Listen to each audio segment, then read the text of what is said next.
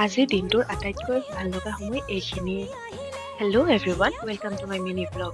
আজি ছট পূজা বুলি যিহেতু অফিচ বন্ধ আছিলে, সেইকাৰণে মই মোৰ গাড়ীখন ছাৰ্ভিচিং কৰাম বুলি ভাবিছিলোঁ।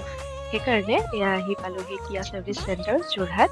এইখন কলাখনি মোৰ গাড়ীখন, মোৰ মৰমৰ চাৰিচকীয়া বাহনখন বহুত লেতেৰা হৈ আছিলে।